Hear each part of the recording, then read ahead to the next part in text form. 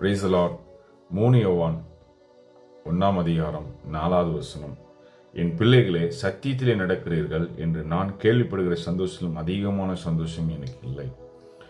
சத்தியத்தில் நடக்கிற சந்தோஷம்தான் பவுலுக்கும் சரி ஏசப்பாவுக்கும் சரி அதிகமான சந்தோஷத்தை நம் வாழ்க்கையில கொடுக்கும். நம்முடைய வாழ்க்கையில் அநேக நேரம் நம்ம வேதத்தின்படி நம்ம நடக்கிறதில்ல, வேதத்துக்கு புறமாக நடக்கும்போது பரிசுத்த ஆவியானவர் உங்களுக்குள்ள இருந்து துக்கப்படுகிறார், பிசாசு சந்தோஷப்படுகிறான்.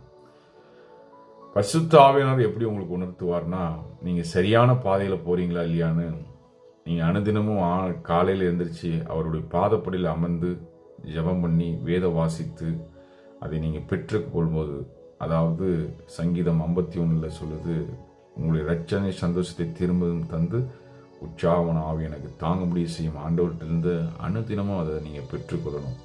நம்ம வாழ்க்கையும் நம்ம சரீரமும் ஒரு செல்ஃபோன் மாதிரி தான். காலையில் சார்ஜ் போட்டால் நைட்டுக்குள்ளே அது இறங்கிடும். இந்த நெக்ஸ்ட் டே நீங்கள் காலையில் ஆண்டோட பாதத்தில் நீங்கள் சார்ஜ் போட்டால் தான் அந்த டேக்கு உண்டான வழிகள் உங்களுக்கு திறக்கப்படும். நீங்கள் சரியான பாதையில் போகிறீங்களா தவறான பாதையில் போகிறீங்களா எப்படின்னு.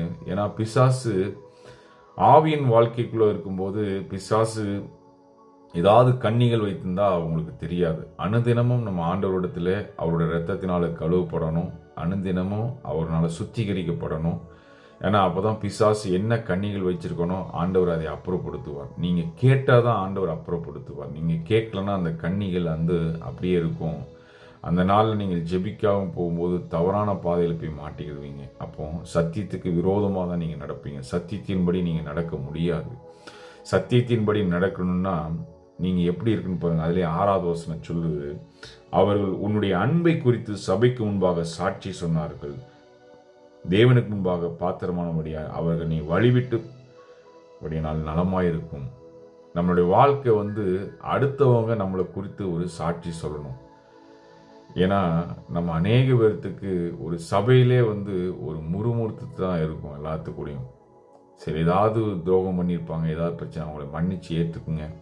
நீங்கள் அவங்க கூட பேசினாலும் சரி பேசாட்டியும் சரி அவங்கள மன்னிச்சிருங்க, அவ்வளோதான்.